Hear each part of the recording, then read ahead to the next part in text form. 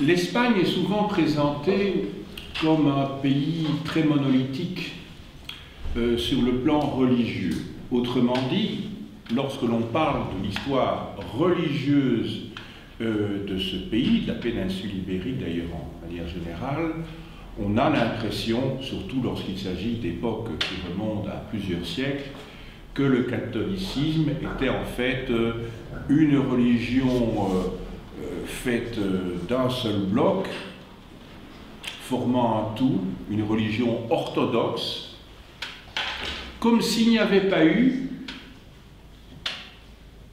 il y a 5 siècles, en tout cas, différents courants qui se sont, sinon combattus, du moins qui ont vécu parallèlement avant qu'effectivement la religion officielle ne l'emporte. Il m'a donc paru intéressant de traiter aujourd'hui avec vous des courants religieux en Espagne au XVIe siècle, en essayant de vous montrer justement cette diversité. Les courants que je vais aborder sont les suivants. Je vais d'abord traiter de l'illuminisme,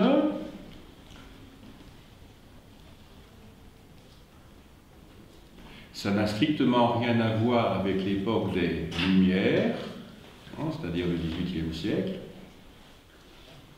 D'ailleurs, illuminisme, c'est un mot qu'on utilise pour le XVIIIe siècle en Italie, mais pas pour l'Espagne, parce qu'effectivement, l'époque des Lumières, que vous connaissez bien sûr, pour l'Italie, c'est il illuminismo, tandis que pour l'Espagne, on dit la illustrazione. Donc, c'est pas le même mot. Ça va? Donc, pas de confusion. L'illuminisme, c'est donc bien un courant spirituel que je vais détailler dans quelques instants. Deuxième courant après l'illuminisme, c'est l'érasmisme. Érasmisme. E-R-A-S-M-I-S-M-E.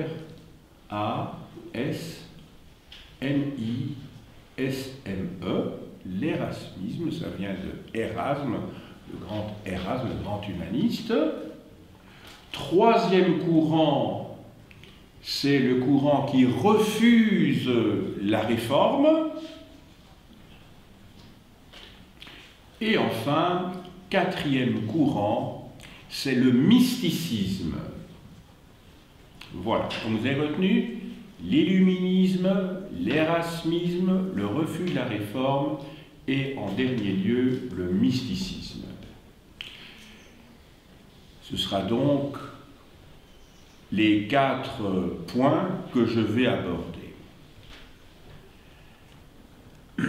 À la fin de l'exposé, comme d'habitude, une bibliographie vous sera proposée qui a pour objectif, d'une part, de vous inciter à lire, parce que je crois qu'en histoire, de manière générale, et plus particulièrement en histoire des religions, je crois que rien ne vaut mieux que la lecture, mais c'est aussi pour, dans un souci d'honnêteté, pour vous montrer quels sont les ouvrages qui ont été à la base de cet exposé, même si, bien entendu, je me suis inspiré plutôt de certains d'entre eux. Mais enfin, je citerai donc des ouvrages généraux qui porteront tant sur l'histoire de l'Espagne au XVIe siècle que sur l'histoire de la Renaissance et de l'humanisme, que sur l'histoire de la contre-réforme au XVIe siècle, c'est-à-dire du mouvement qui combat le protestantisme, sur l'Inquisition et quelques auteurs de base qui ont été discutés au XVIe siècle.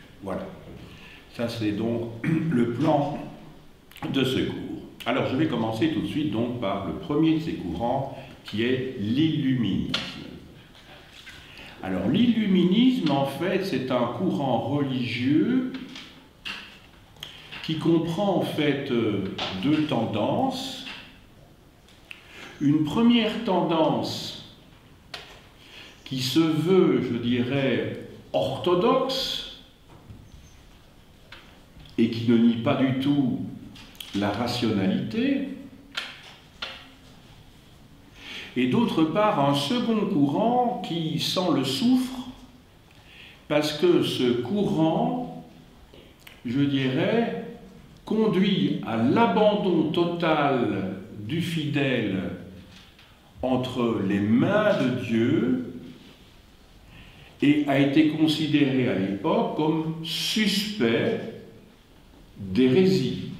Il a même été combattu à ce titre.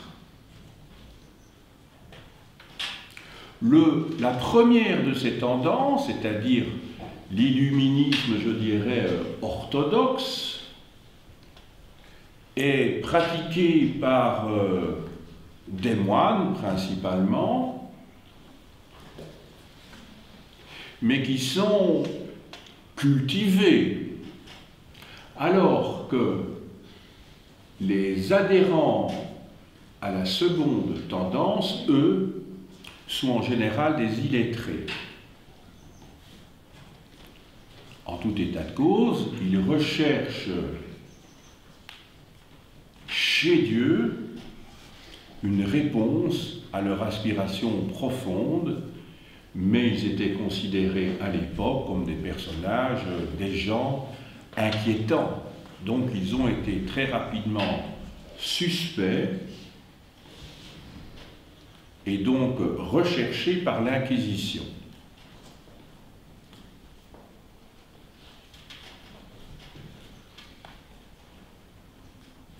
Voilà, ça c'est donc pour le premier courant, l'illuminisme, qui comprend deux tendances. Tout ça se situe au début du XVIe siècle.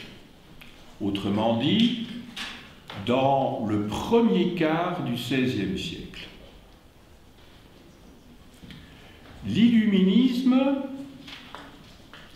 connaîtra, dans la deuxième moitié du XVIe siècle, une résurgence sous la forme du mysticisme qui sera le quatrième courant que j'aborderai. Donc ce sera la dernière partie de mon exposé. Passons maintenant au deuxième courant qui est l'érasmisme. L'érasmisme, je dis que c'est E accent aigu, non pas d'accent aigu, c'est E, R-A-S-M-I-S-M-E,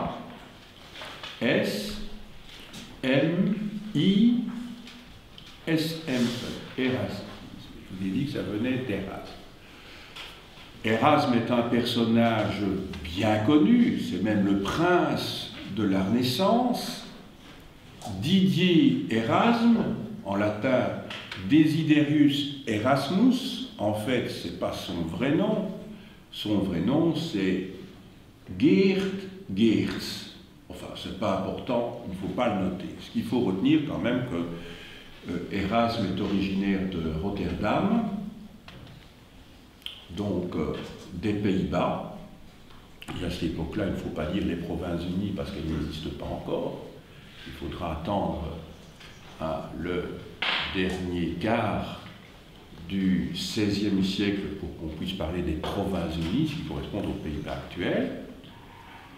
Érasme est un personnage extrêmement important sur le plan de la vie intellectuelle,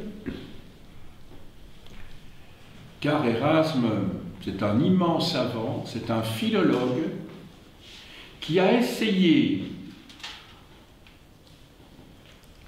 de retrouver le message évangélique en retournant aux sources, c'est-à-dire en mettant en parallèle les différentes langues qui avaient été utilisées pour véhiculer le message de Jésus via les apôtres, via les 4 apôtres, qui forment ce qu'on appelle les synoptiques, donc des évangiles que l'on peut mettre, enfin 3 d'entre eux en tout cas que l'on peut mettre en parallèle. Le 4e, c'est Saint Jean étant original, si vous voulez. Et il a donc étudié le grec, l'hébreu et le latin. Il va même fonder d'ailleurs un collège à l'université de Louvain, l'université de Louvain qui a été fondée en 1425 et qui n'a rien à voir avec l'actuelle université de Louvain, puisque l'actuelle université de Louvain date de 1834. Donc elle date de l'indépendance de la Belgique. Donc ce n'est pas la même université de Louvain. Alors, quelles sont les caractéristiques de l'érasmisme, autrement dit, de ce courant initié par Erasme, mais qui a eu de nombreux disciples en Europe? Alors, tout d'abord, sur le plan intellectuel, l'érasmisme condamne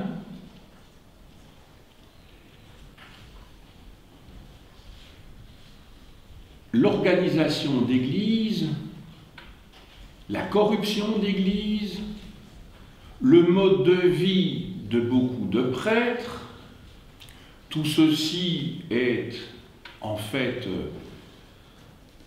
décrit dans deux ouvrages, principalement le premier qui s'appelle « L'éloge de la folie », qui est un ouvrage ironique qui a ce thème pour point central. En latin, c'est Laus Stultitiae, donc l'éloge de la folie, la louange de la folie, si vous voulez. Il condamne également dans cet ouvrage la superstition des foules, ce christianisme des petits gens qui en fait est du paganisme, on peut le dire. Il critique le haut clergé, mais ça je crois vous l'avoir déjà dit, les richesses du haut clergé qui s'éloignent bien entendu de l'idéal évangélique. On trouve également un autre pan, et tout est lié bien entendu dans la pensée d'Erasme, un pan que j'appellerais plutôt moral, dans lequel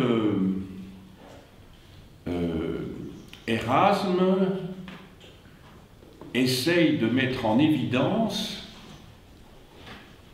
les bonnes mœurs, et je dirais que c'est le contrepoint de l'aspect négatif qu'il dénonçait, que j'ai mis en évidence juste avant, c'est-à-dire qu'il explique comment un bon chrétien doit vivre.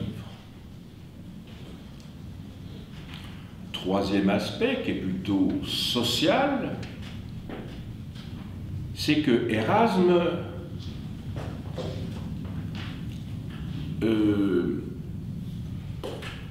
met en évidence le refus, de son point de vue, de la hiérarchie et l'égalité de tous les chrétiens devant Dieu.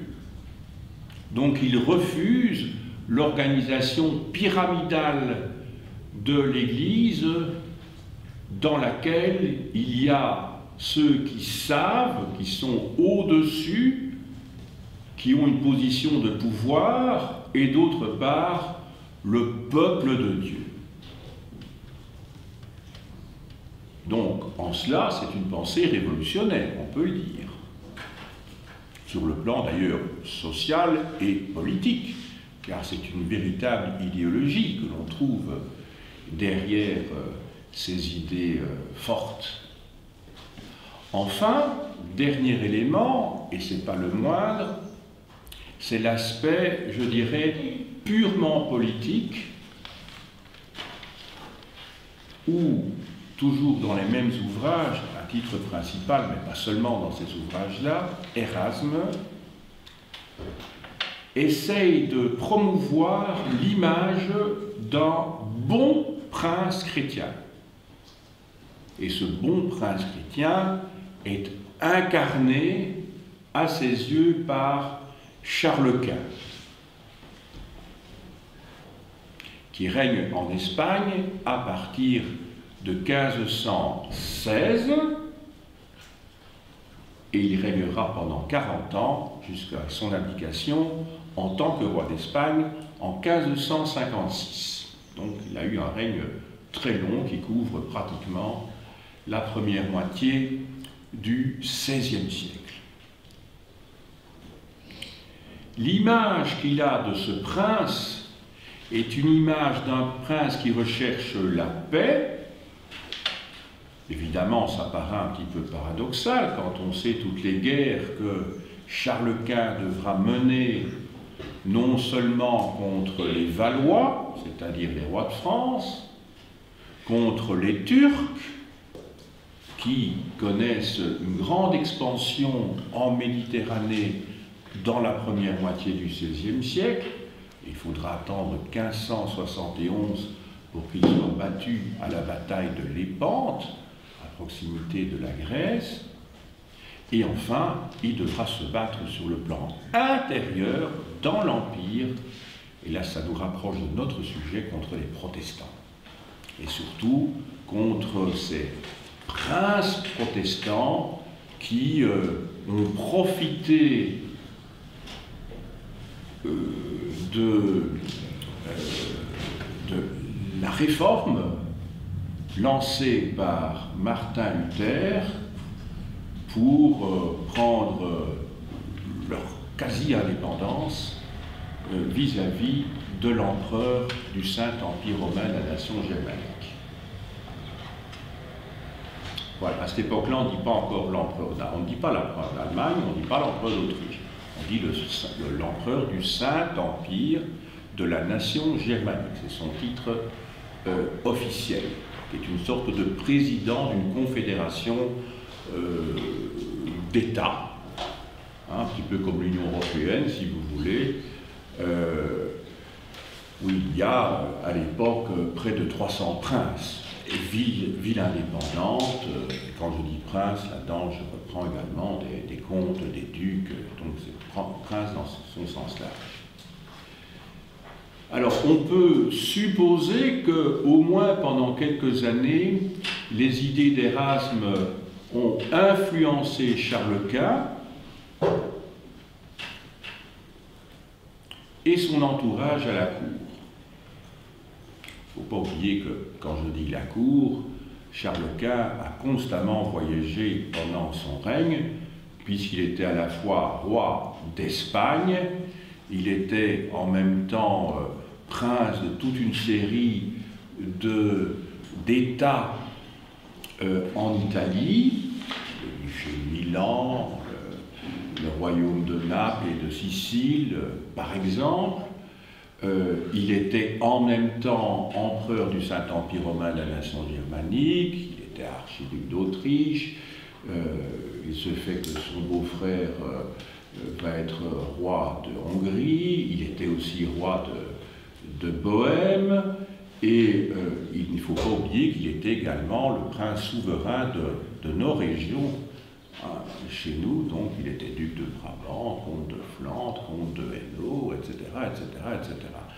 Sans parler de toutes les colonies outre-mer, puisque l'Amérique a été découverte en 1492 par Christophe Colomb au profit du roi d'Espagne. Donc, à l'époque, le grand-père du roi et de la reine d'Espagne, à l'époque, les grands-parents donc, de Charles Quint. L'érasmisme a été suspect très rapidement par les catholiques bien pensants, qui n'appréciaient pas cet abord intellectuel de la religion et de la société et qui voulaient s'en tenir à la tradition. Il faut savoir que entre 1526 et 1534, l'érasmisme a connu un très gros succès, mais qu'il a fallu du temps pour qu'il connaisse ce succès, et puis très rapidement, après les années 1530, il va connaître un déclin. Alors, quelles sont les limites de l'érasmisme? C'est que d'une part, je vous l'ai dit, il s'agit d'un mouvement intellectuel, donc qui ne concerne qu'une petite élite, c'est pas le petit peuple qui a adhéré, bien entendu, à l'érasmisme, donc ça limite très fortement, je dirais, son succès. Ça s'adressait à très peu de gens, finalement. Puis il fallait connaître au moins le latin et des langues anciennes pour pouvoir suivre toute sa pensée, et celle de ses disciples. Ensuite, l'érasmisme représente peu de choses, finalement, par rapport au franciscanisme, c'est-à-dire à ce courant dont je reparlerai en particulier lorsqu'il sera question du mysticisme et même de l'illuminisme déjà à cette époque-là, et qui concernait beaucoup plus de gens, qui s'y retrouvaient plus facilement parce que cette spiritualité était plus abordable que l'érasmisme, qui était en fait une affaire d'universitaire, pour faire bref. On va passer maintenant au troisième courant. Donc le premier, c'était l'illuminisme, avec ses deux tendances. Le second courant, c'était l'érasmisme. Et dans l'érasmisme, j'ai traité de 3 points. D'abord, les caractéristiques. Vous vous souvenez? Aspect intellectuel, aspect moral, aspect social et enfin aspect politique. Puis dans un deuxième point, j'ai essayé de montrer quel fut le succès, qui fut finalement très court, il a duré 5 ou 6 ans, de l'érasmisme. Et enfin, dans un troisième temps, je vous ai indiqué quelles étaient les limites de l'érasmisme. Maintenant, je passe donc au troisième courant, ce que j'ai appelé dans l'introduction, vous en souviendrez, le refus de la réforme. Alors, dans ce refus de la réforme, là aussi, il faut distinguer 2 courants. Le premier de ces courants, chronologiquement, c'est en fait la pré-réforme, ou la pré-contre-réforme, si vous voulez, la pré-réforme du cardinal Cisneros, C-I-S-N-E-R-O-S, qui était archevêque de Tolède. Je vais vous faire peut-être une petite carte, je vais dessiner au tableau. Ça va être évidemment une carte très schématique de l'Espagne. Alors, donc je vais essayer de faire ça comme je peux.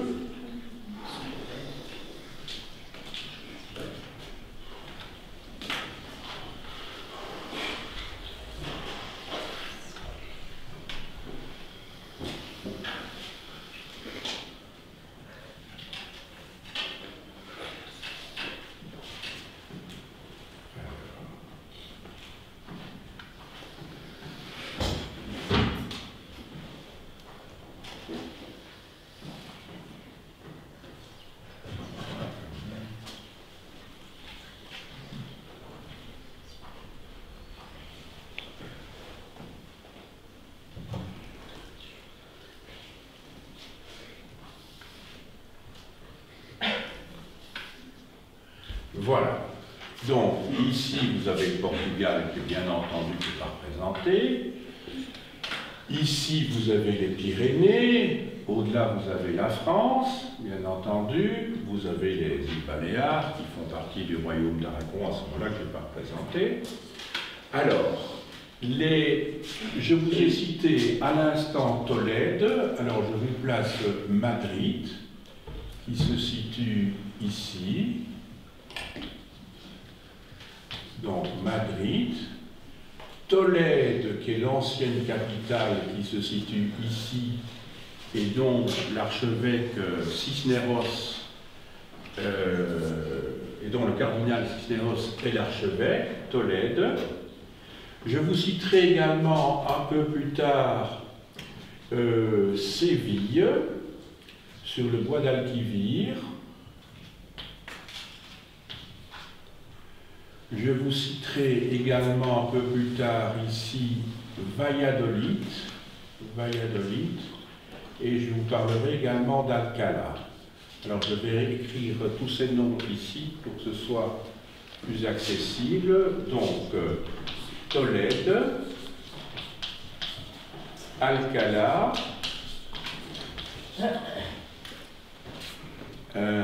Valladolid,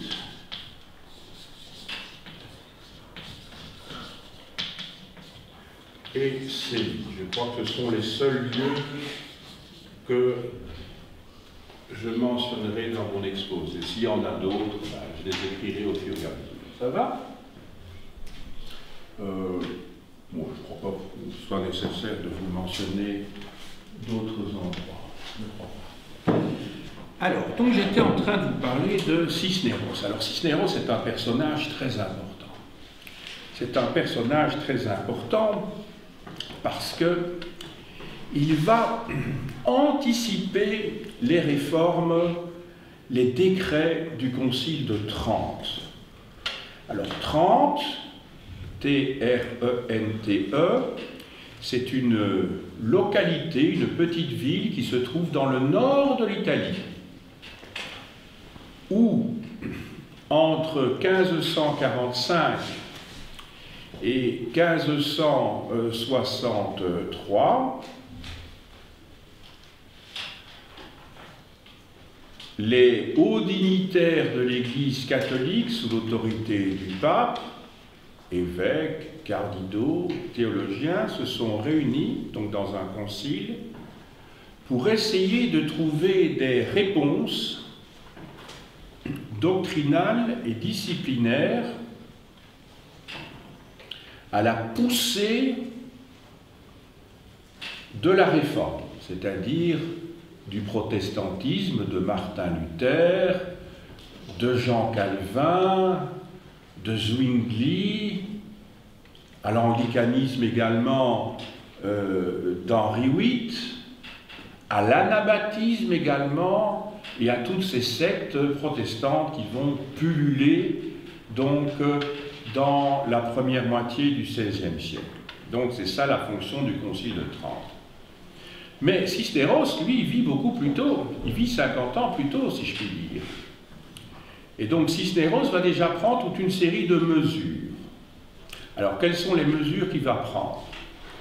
Premièrement, des mesures sur le plan pastoral. Alors, quelles sont les mesures qu'il va prendre sur le plan pastoral? Eh bien, c'est qu'il va interdire le concubinage des prêtres qui, hélas, aux yeux de l'Église catholique, à ce moment-là, eh bien, était fréquent.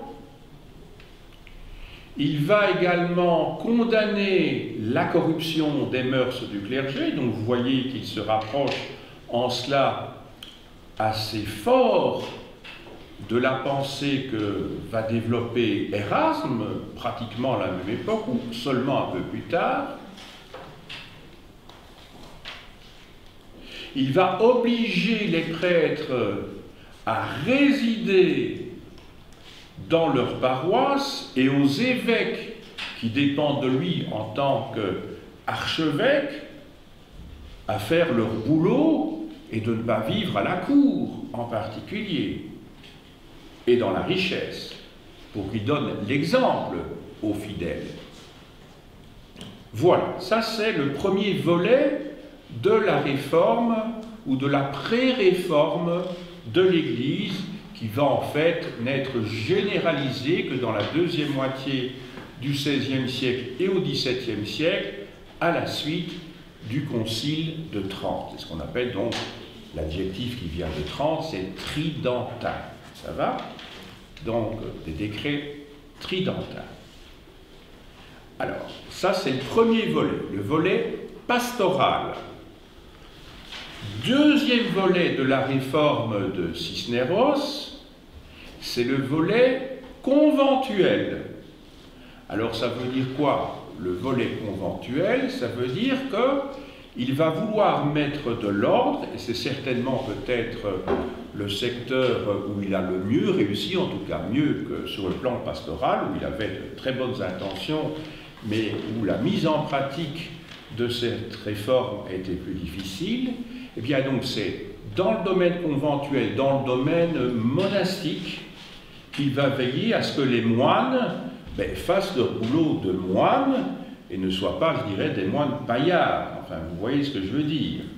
Hein, c'est-à-dire des moines qui respectent la règle de leurs ordres, respectent strictement la règle de leurs ordres. Lui-même, Cisneros, était un franciscain. Les franciscains, c'est un des deux ordres mendiants créés dans le premier tiers du XIIIe siècle par le célèbre François d'Assise. Assise, c'est une ville qui se trouve donc en Italie. Et les franciscains ont cherché, en tout cas c'est la règle qu'a écrite François d'Assise à la demande du pape, recherchait la pauvreté. Les franciscains faisaient de la prédication comme les dominicains dans les villes, à l'inverse de leurs prédécesseurs qui s'étaient enrichis grâce à la production principalement des campagnes. C'était le cas des moines, des frères qui faisaient partie de l'ordre de Cluny, donc les Clunisiens, à partir du début du Xe siècle, et ensuite les cisterciens, c'est-à-dire les moines qui faisaient partie de l'ordre de Cîteaux, créé à la fin du XIe siècle. Voilà, ça c'était une petite parenthèse pour pouvoir situer Cisneros, je dirais, idéologiquement, ou plutôt théologiquement, par rapport à d'autres ordres religieux. Donc c'est un franciscain, donc il appartient à un ordre mendiant, hein, qui applique très strictement l'observance de la règle. Alors, il y a encore un aspect, je réfléchis, dont je dois vous parler. Oui, le troisième volet, c'est l'aspect universitaire de cette réforme de Cisneros. En effet, Cisneros va fonder une université à Alcalá, vous voyez sur ma carte, où se trouve Alcalá, donc un petit peu au nord-est, si je puis dire, de Madrid, c'est vraiment à proximité de Madrid, c'est Alcalá de Henares. Alors, parce qu'il y a aussi un Alcalá au Portugal, hein, c'est pas le même. Hein. Et cette université va voir le début de ses cours commencer en 1509, donc vous voyez, on est tout début du XVIe siècle, on est à l'époque érasmienne, si je puis dire. Et cette université sera presque exclusivement consacrée à l'enseignement de la théologie. Il y aura bien quelques cours de droit qui seront donnés et quelques cours de médecine dans cette université, mais l'essentiel des cours, ce seront des cours de théologie. Car il s'agit de former, aux yeux de Cisneros, au mieux les prêtres pour qu'ils soient vraiment aptes à pouvoir exercer leur ministère le mieux possible. Mais il s'agit également de former des penseurs, c'est-à-dire des théologiens, pas seulement des prêtres, des théologiens, des gens qui se posent des questions, mais de manière rigoureuse, parce que l'Église, depuis saint Thomas d'Aquin en particulier, essaie de concilier l'exercice de la foi et l'exercice de la raison.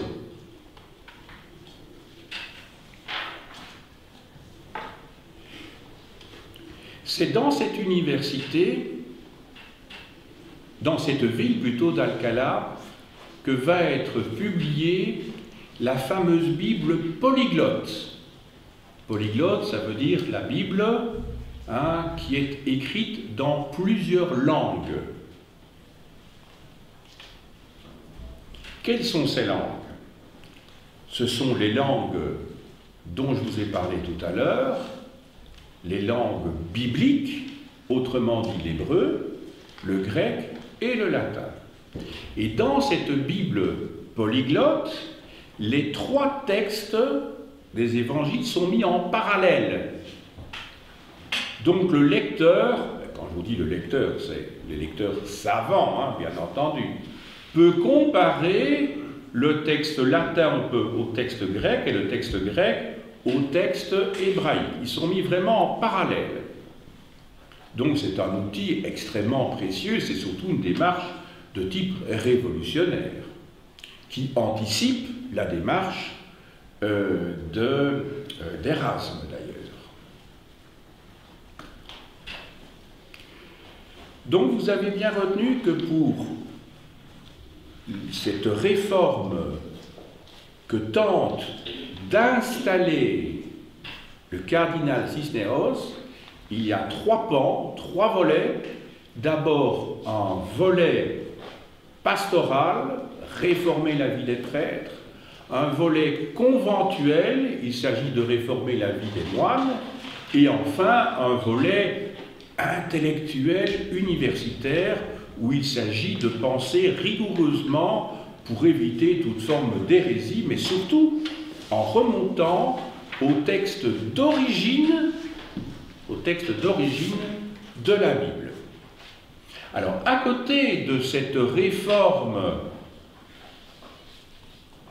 ou de cette pré-réforme de Cisneros, vous avez un courant qui, à nos yeux, est peut-être à juste titre moins sympathique, c'est le courant de l'Inquisition. Alors, l'Inquisition a beaucoup fait fantasmer, je dirais, des tas de gens, parce que l'Inquisition est liée, en tout cas dans l'imaginaire qui a été construit sur cette institution au XVIIIe et au XIXe siècle, cette institution est liée à la torture, à l'obscurité des cachots, au bûcher. Et donc, pour notre époque qui, comment dirais-je, considère que chacun a droit à sa liberté, et à juste titre d'ailleurs à sa liberté de penser à tout ce que vous voulez, à juste titre, eh bien évidemment ça paraît comme un contre-modèle. Toutefois, il faut savoir qu'on a fortement exagéré à l'époque des Lumières et à l'époque du rationalisme et du positivisme au XIXe siècle les pratiques de l'Inquisition, même si une partie d'entre elles sont tout à fait exactes. Il faut toutefois bien distinguer l'Inquisition romaine, qui a été créée en 1231, et l'Inquisition espagnole, qui, elle, a été fondée par les rois catholiques dont il a été question tout à l'heure, c'est-à-dire les grands-parents de Charles Quint, à savoir Ferdinand V d'Aragon et Isabelle Ier de Castille. D'ailleurs, quand je dis Charles Quint, c'est par simplification que je dis Charles Quint, parce qu'il portait effectivement ce numéro dans sa titulature quand il était dans l'Empire, c'était Carolus Quintus, ça veut dire Charles le Cinquième, mais quand il était en Espagne, c'était Carlos le Premier, hein, c'était Charles Ier. Vous savez que Charles II, ben, c'est celui qui est à l'origine de Charleroi, qui est une place Charles II d'ailleurs, qui se trouve à Charleroi, et donc en Espagne, il est Charles Ier, il n'est pas Charles Quint. Donc suivant le territoire où il règne, il porte une numérotation différente en fonction des prédécesseurs, de ses prédécesseurs dans la dynastie. C'est tout à fait logique. Bon. Donc, dans tout mon exposé, je devrais dire Charles Ier et pas Charles Quint, en fait, hein, puisque c'est un exposé sur l'Espagne. Enfin, si je dis Charles Ier, il risque d'y avoir des confusions, donc je préfère dire Charles Quint parce que tout le monde sait de qui il s'agit. Alors, pourquoi l'Inquisition?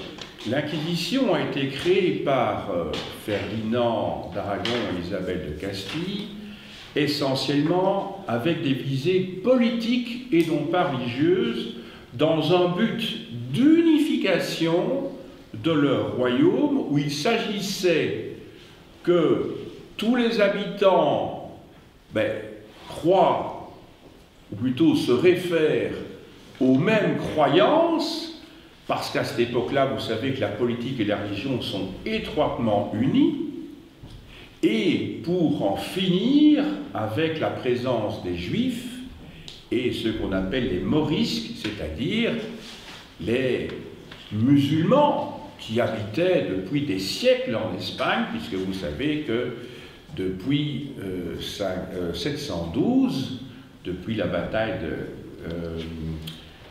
oui, Xérès de la Frontera, hein, c'est bien cette bataille-là, hein, que je ne me trompe pas, parce qu'il y a une autre bataille, oui, hein, où les, comment dirais-je, les musulmans ont débarqué avec à leur tête le fameux général Tariq, qui a donné son nom au détroit de Gibraltar, hein, puisque c'est Jebel al-Tariq, hein, Gibraltar.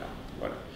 Donc, pendant de nombreux siècles, donc, l'Espagne, une grande partie de l'Espagne, a été dirigée par des souverains arabes, musulmans. Oui, Nicolas, ça va? Ah, ok. Par des souverains musulmans, et à partir du XIe siècle, l'Espagne a été divisée entre tout un nombre important de principautés indépendantes les unes des autres. Hein, en fait, mais on peut dire qu'à partir du milieu du XIIIe siècle, à partir donc du milieu du XIIIe siècle, on peut dire qu'à part le royaume de Grenade, qui se trouve tout à fait au sud, l'Espagne est unifiée. Encore fallait-il unifier également les consciences à des fins politiques, je dis bien.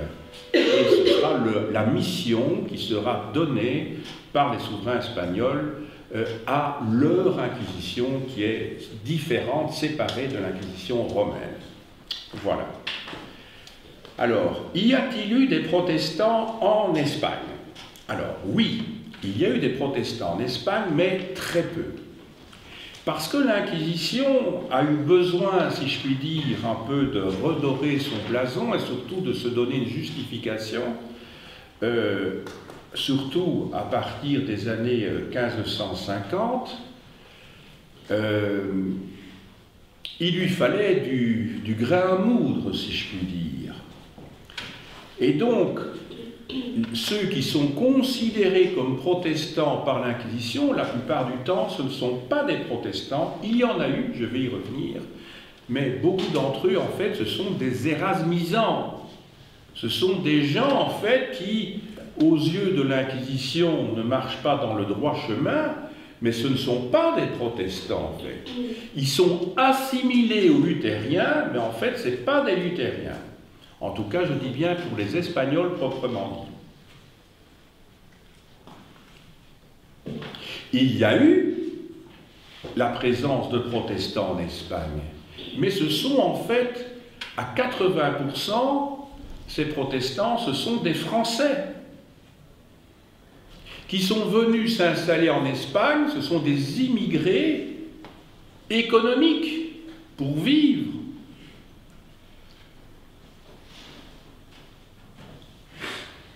Et c'est surtout dans le rang de ces Français qu'il va y avoir une véritable hécatombe. Alors, pour réagir donc à la présence de ces vrais protestants ou de ces pseudo-protestants, l'Inquisition va mener des enquêtes extrêmement précises, et vous savez qu'il n'y a rien de pire que la délation, surtout par son propre voisinage.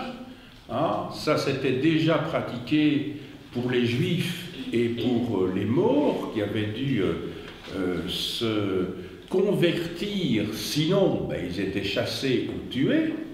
Hein, et donc il y avait toute une série, beaucoup de Juifs et de musulmans qui avaient été convertis de force, ce qu'on appelle les conversos. Et donc, certains d'entre eux continuent à pratiquer secrètement leur propre religion, je dirais, dans des caves ou dans des synagogues constituées à la va-vite, si vous voulez, mais toujours cachées. Et ces gens-là étaient dénoncés par leurs voisins, qui voulaient bien vu des pouvoirs publics ou des pouvoirs religieux, l'Inquisition, hein, en disant, voilà, j'entends des bruits suspects, tiens, c'est justement le samedi, ben, c'est le jour du Shabbat, etc. Vous voyez ce que je veux dire? Ou le vendredi, ben, les jours où les musulmans se rendent à la mosquée, c'était justement, on disait, ben oui, ben là on entend du bruit, etc. Alors on commençait à mener une enquête, etc. Enfin bref, c'est pas spécialement rigolo pour les gens qui rentraient dans la procédure inquisitoriale et qui, à la suite d'un procès, étaient condamnés, pas toujours, hein, parce qu'il y avait quand même une vraie procédure, mais qui était basée sur l'aveu. Il fallait avouer.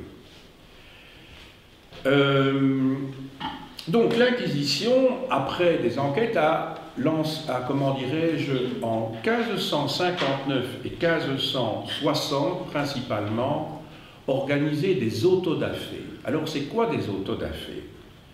Autodafés, eh bien, des autodafés, c'est que, à la suite d'une condamnation, et parmi les gens qui étaient condamnés, il y en avait un certain nombre qui étaient condamnés surtout à la prison. Oui. Oui.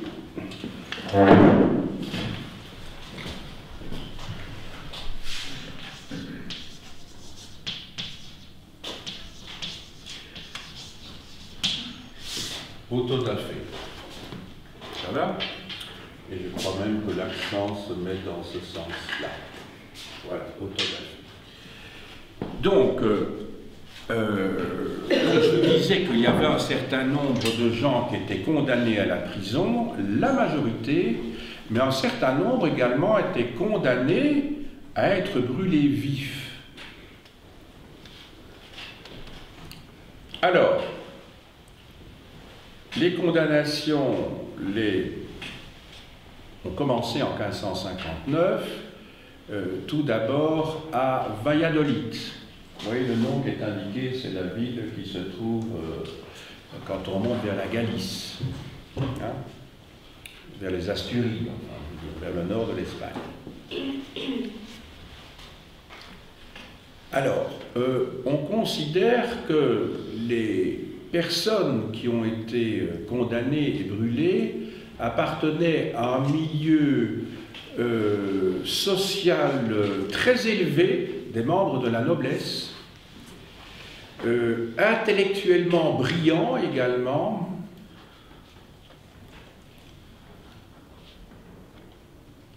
on considère qu'il y a eu, sauf erreur de ma part, 50% de gens qui ont été brûlés. Et l'année suivante, en 1560, lors de l'autodafé de Séville, oui, Séville, je vous ai dit, c'est sur le Guadalquivir, dans le sud de l'Espagne, pas très loin du Portugal d'ailleurs. Alors là, ceux qui ont été condamnés, là aussi, il y a eu beaucoup de gens qui ont été brûlés vifs, mais pas tous, hein. Il faut compter que là, c'était un milieu qui était socialement beaucoup plus diversifié, parce qu'on trouve des nobles, on trouve des artisans, on trouve des mendiants, donc c'est pas la même typologie sociale que pour Valladolid. En revanche, on trouve beaucoup de gens qui sont très cultivés et qui donc, s'ils ont adhéré à la réforme, c'est pour des raisons très mûries, et c'est pas par simple adhésion comme à un club de foot, si je puis dire, hein. Ce ne sont pas des simples fans, c'est vraiment des gens qui y croient. Mais à part, je dirais, ces autodafés de Valladolid et de Séville, on ne peut pas dire que on ait des traces, je dirais, importantes de cette réforme en Espagne. Vous devez vous dire que la période véritablement de répression contre les réformés, c'est la période qui s'étend entre 1550 et 1575. Voilà. Donc pendant 25 ans, il y a eu vraiment une chasse aux protestants, aux réformés.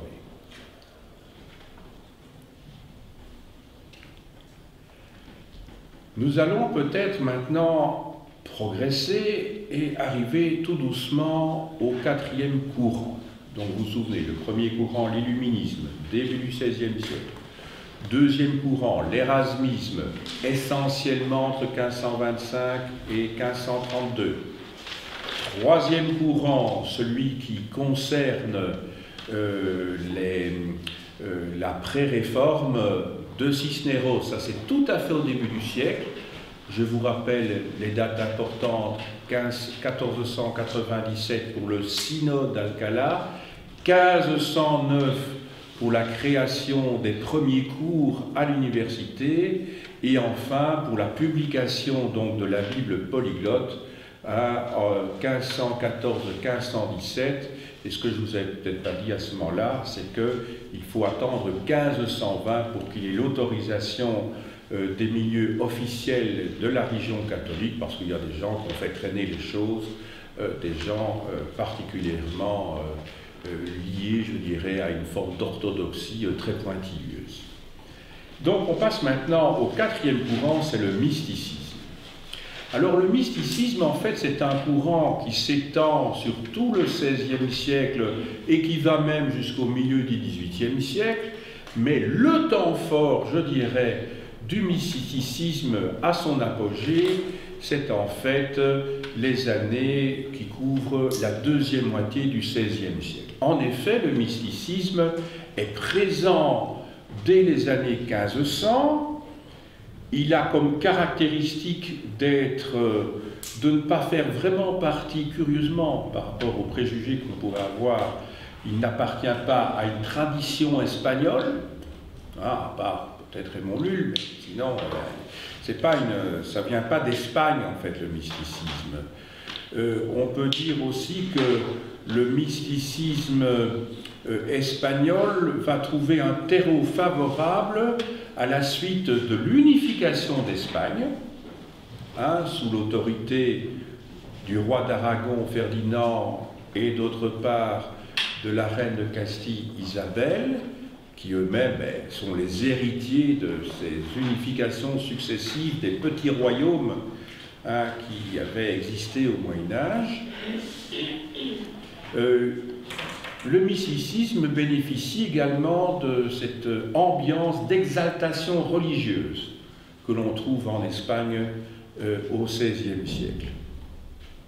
Mais je dirais que la grande période des mystiques, c'est la période qui va de 1560 à 1600. Donc je répète, de 1560 à 1600.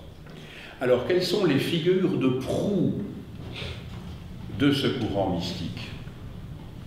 Vous les connaissez certainement, au moins l'une de ces deux figures de proue, c'est Thérèse d'Avila. Sainte Thérèse d'Avila. Oui, Avila, ça se trouve au nord-est de l'Espagne, en fait. Thérèse d'Avila. Non, pas au nord-est de l'Espagne. Avila, c'est, je crois, ici, sauf erreur de ma part. Il faudrait que je vérifie dans mon atlas, mais je crois qu'Avila, attendez, 70, Avila, attendez, je prends,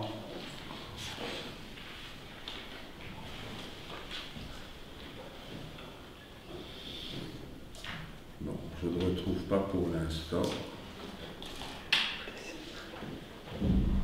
Je vais quand même chercher dans l'index, c'est ça qu'il faut faire. Alors, Avila.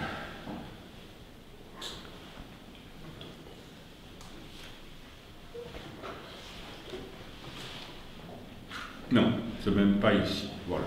Bah écoutez, je crois avoir fait ce que je pouvais parce que c'est quand même un atlas extrêmement complet. Que les historiens utilisent, c'est le Putzger Historischer Weltatlas, c'est-à-dire atlas historique mondial. Bon, c'est celui qu'on utilise généralement, et qui est beaucoup plus approfondi que ceux qu'on utilise pour l'enseignement secondaire. Enfin, c'est pas grave, de toute façon. C'est pas l'objectif, c'est pas l'objet de mon propos. Enfin, c'est dommage que je ne sache plus exactement où ça se situe. Donc, Thérèse d'Avila, je crois que tout le monde connaît, Thérèse d'Avila. Alors, Thérèse d'Avila, c'est une grande mystique Et elle est en fait membre de l'ordre des Carmélites. Les Carmélites, C-A-R-M-E, accent aigu, L-I-T-E-S, évidemment, puisque c'est un pluriel, l'ordre des Carmélites. Alors, il y a un autre personnage très important, c'est Jean de la Croix, ou Saint Jean de la Croix, si vous êtes vous-même catholique. En général, je ne précise pas que ce sont des saints, parce que bon, ça ne fait pas partie de leur nom, mais bon, voilà. Sachez que ce sont des saints qui ont été reconnus comme tels par l'Église catholique. Alors, quelles sont les caractéristiques de ce courant? Alors, ce courant s'inscrit dans la lignée de l'illuminisme dont je vous ai parlé pour le début du XVIe siècle. Toutefois, il a quelques caractéristiques qui lui sont propres et qui font qu'il s'en détache véritablement. On ne peut pas confondre les deux mouvements, même si l'un appartient à la préhistoire de l'autre.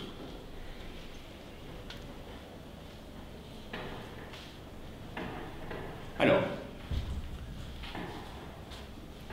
pour le mysticisme de Thérèse d'Avila, dans le mysticisme de Thérèse d'Avila, il y a quelques caractéristiques, mais ces caractéristiques, en fait, lient la foi et la raison. Donc, il ne faut pas imaginer que c'est un mysticisme où il y a a priori un abandon complet à Dieu, comme ça a pu être le cas, vous vous souvenez, dans la seconde tendance que j'ai évoquée pour l'illuminisme, et qui était en fait un illuminisme pour gens très simples, je vous ai dit, plutôt illettrés, dans le cas de Thérèse d'Avila, qui est une intellectuelle, qui a laissé des écrits qui sont assez sublimes d'ailleurs, hein, où elle décrit les choses. En fait, ce mysticisme repose sur une expérience, c'est le mot que vous devez retenir, sur une expérience vécue. Une expérience vécue. Et les mystiques de la deuxième moitié du XVIe siècle, ce sont des gens qui ne refusent pas du tout le monde dans lequel ils vivent et ne refusent pas la réalité du monde. Donc ce ne sont pas, au sens traditionnel du mot, des illuminés. Ce ne sont pas des illuminés, c'est-à-dire que ce ne sont pas des gens qui sont quasiment en transe lorsqu'ils sont dans leur période mystique. Ça va? En tout cas, aux yeux des catholiques de l'époque, puisqu'ils respectent tout à fait l'orthodoxie du message des évangiles, ils respectent le dogme également, ce qui n'était pas le cas des illuministes de la tendance hétérodoxe hérétique que j'ai décrite au début de mon exposé.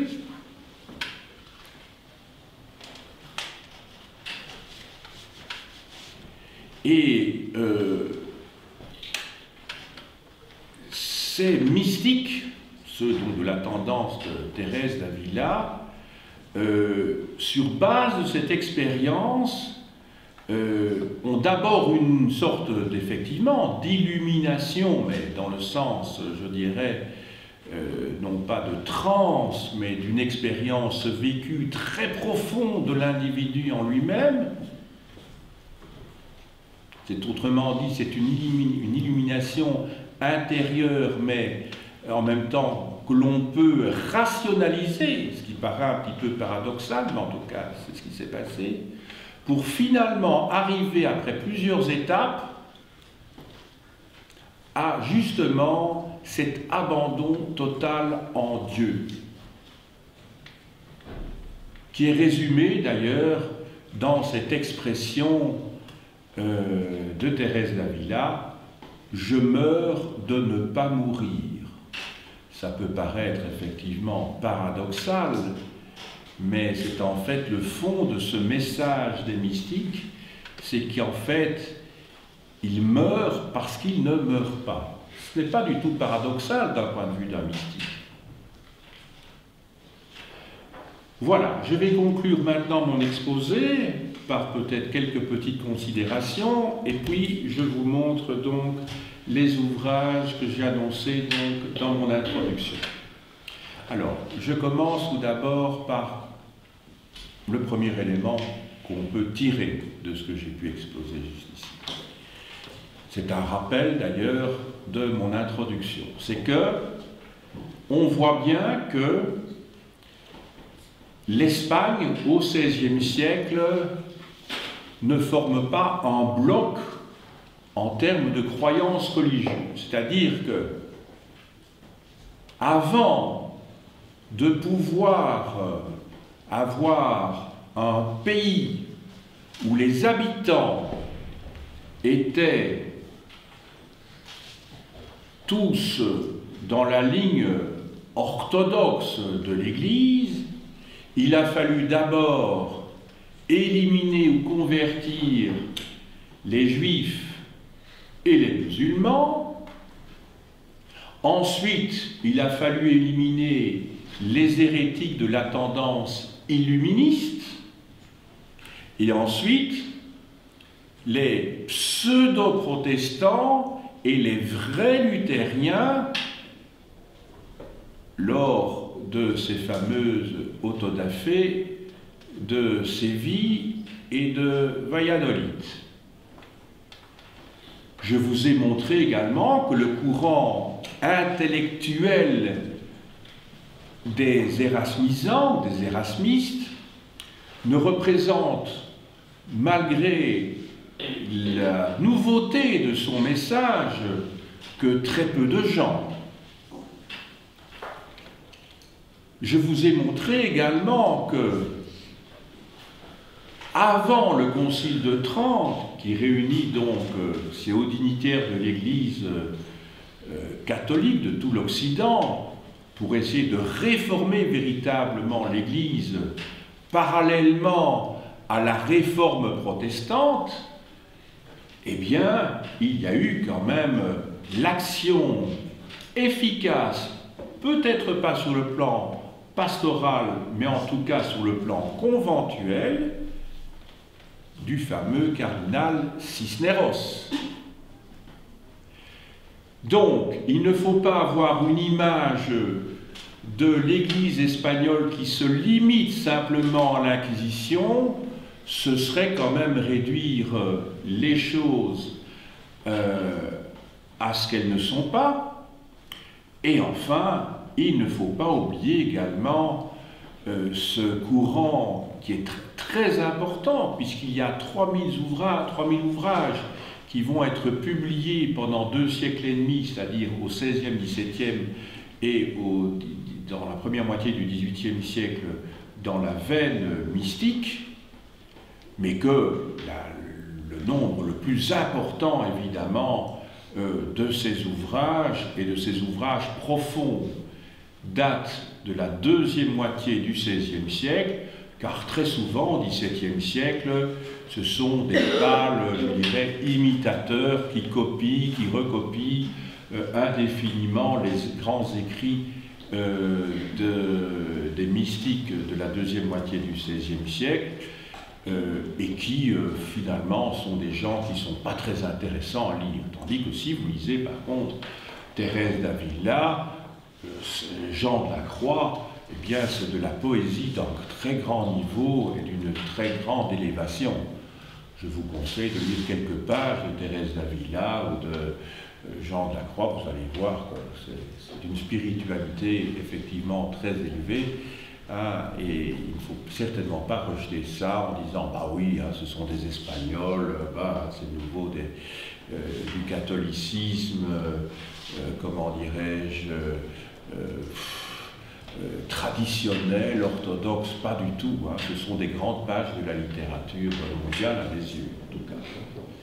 Voilà, je vous montre maintenant quelques livres. Je commence tout d'abord par vous montrer des ouvrages très généraux sur l'histoire de l'Espagne. Alors, d'histoire de l'Espagne, alors donc elle fait plus de 900 pages, Histoire de l'Espagne, c'est une des meilleures, celle de Joseph Pérez, publiée chez Fayard. Alors, Joseph Pérez était professeur à l'université de Bordeaux, en France. Deuxième livre, Histoire et civilisation de l'Espagne classique, 1492-1808, de trois auteurs, Raphaël Carrasco, Claudette Desrosiers et Annie Molinier-Bertrand. C'est publié chez Nathan. Cet ouvrage m'a bien aidé pour la préparation de cette leçon.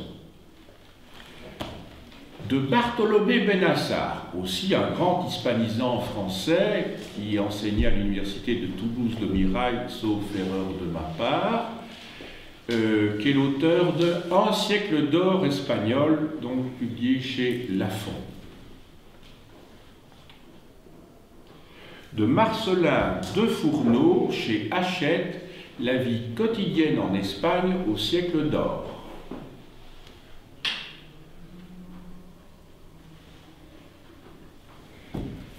Alors, de Benassar, c'est un auteur que je vous ai déjà montré il y a quelques instants.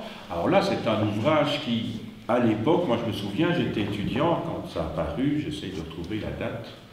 Oui, 1900, oui, je vais rentrer à l'université. 1975, L'homme espagnol, attitude et mentalité du XVIe au XIXe siècle.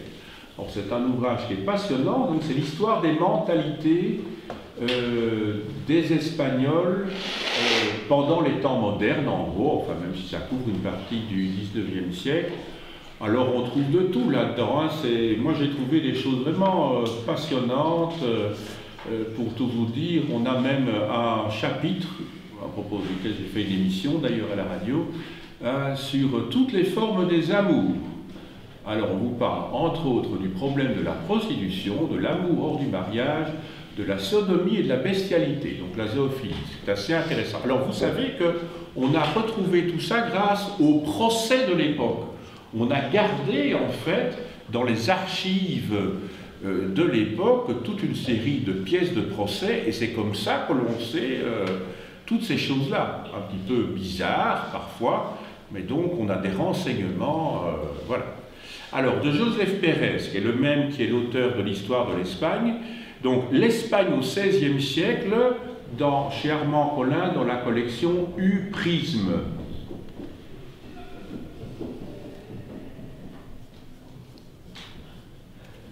Alors, dans cet ouvrage, vous avez non seulement du texte, c'est-à-dire une présentation, mais ce qui est intéressant, c'est que la deuxième partie de l'ouvrage est consacrée à un choix de textes. Donc vous avez des textes d'époque. Alors maintenant, sur les deux grands souverains du XVIe siècle, de Pierre Chaunu et de Michel Escamilla Charles Quint, en Fayard. Pierre Chaunu est un grand historien spécialiste d'histoire économique principalement, et d'histoire économique du trafic dans l'Atlantique et dans le Pacifique aussi. Oui, il a travaillé en fait sur les comment dirais-je, il a construit des statistiques sur toutes les cargaisons qui arrivaient à Séville où se trouvait en fait la Casa de Contratación, qui est en fait l'organisme central de la royauté pour tout ce qui venait d'Amérique. Alors, sur Philippe II, Ivan Cloulas, chez Fayard. C'est un conservateur en chef aux Archives nationales en France. Alors, je vous rappelle quand même les dates des règnes de Charles Quint et de Philippe II. J'ai déjà donné celle de Charles Quint, mais ça vaut la peine de les fixer dans votre mémoire. Charles Quint, c'est 1516-1556. En tant que roi d'Espagne, parce que les dates ne sont pas les mêmes, suivant qu'il est empereur ou qu'il gouverne dans nos provinces. Et le règne de Philippe II, 1556-1598. Donc, autrement dit, on peut dire que Charles Quint, c'est la première moitié du XVIe siècle, et Philippe II, le règne donc de son fils, deuxième moitié. Ça, c'est des choses qui sont élémentaires et que vous devez savoir, bien sûr. Alors, sur la Renaissance, histoire d'une révolution culturelle de Eugenio Garin, c'est un grand spécialiste de l'humanisme en Italie, en Marabout Université. De Sem Dresden, l'humanisme et la Renaissance dans l'univers des connaissances chez Hachette.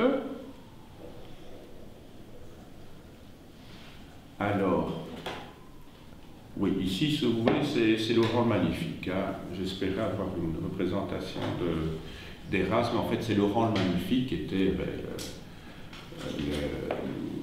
le chef de l'État toscan, donc de Florence, au XVe siècle.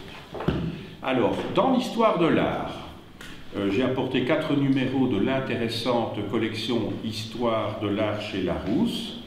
La Renaissance en Espagne et au Portugal, il y a un numéro au temps des rois catholiques.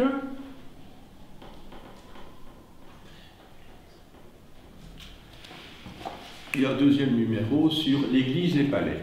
Donc, si vous devez donner des cours sur l'Espagne au XVIe siècle, pensez quand même qu'il y a moyen d'illustrer intelligemment et de manière intéressante votre cours avec ces publications.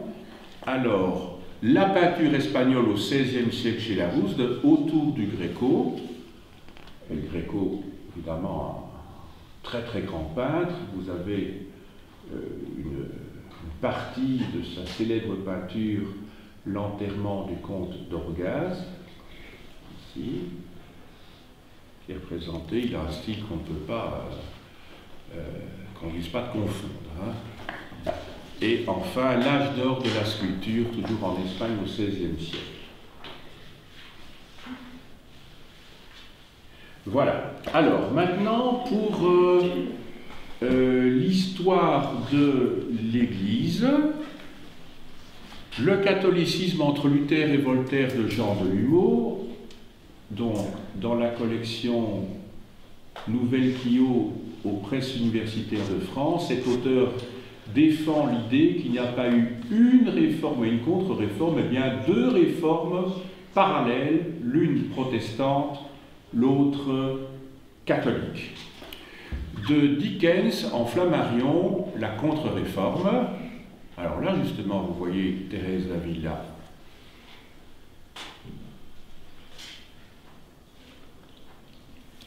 La contre-réforme de Davidson au Cerf, c'est des éditions qui publient des ouvrages religieux, et de Louis Châtelier, l'Europe des dévots, Flammarion.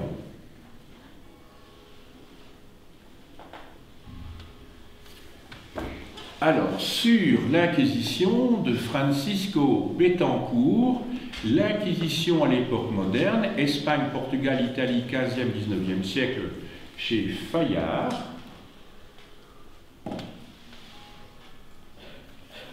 Et l'Inquisition espagnole, 15e, 19e siècle, chez Hachette, de Bartholomé Benassar, dont je vous ai déjà montré au moins un livre. Vous vous souvenez, Un siècle d'or, espagnol.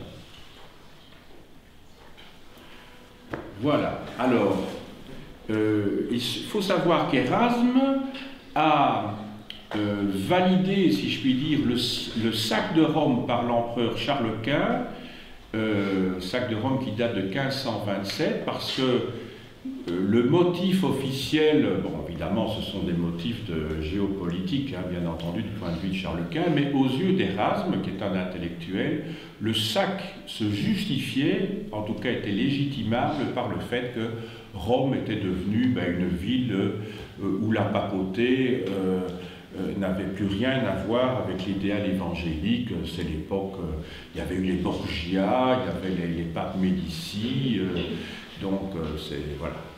Donc c'est tout à fait contemporain du Luther. Hein. Alors ici, je vous montre l'ouvrage que l'historien d'art André Chastel a consacré à ce sac de Rome, où donc la ville a été pillée de ses œuvres d'art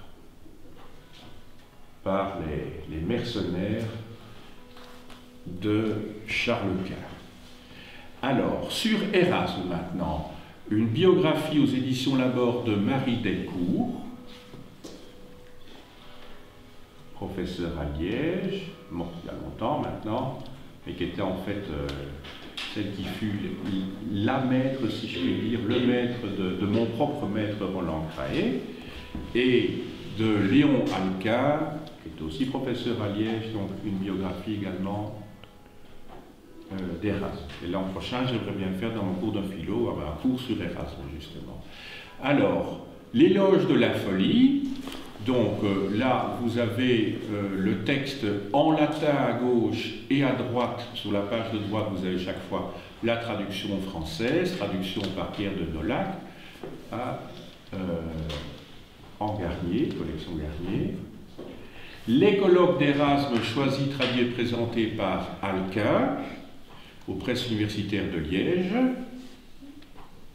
Donc là, vous avez enfin une représentation d'Erasme, une gravure. Alors, Erasme, lorsqu'il défendait son point de vue, se basait en fait sur l'idée que, comme dans la République de Platon, les philosophes devaient, c'est-à-dire les intellectuels, devaient participer à la gestion du pays, à son organisation, à la direction du pays. Donc je vous montre ici la République de Platon dans la collection Gontier. Donc il a un idéal platonicien. Et enfin, il s'oppose tout à fait à son contemporain Machiavel, qui écrit donc un ouvrage, vous connaissez l'idée centrale, La fin justifie les moyens. Machiavel, qui est un Florentin, qui était chancelier de la seigneurie de Florence, et qui écrit Le Prince, Il Principe. C'est un ouvrage très célèbre. Hein. J'ai dit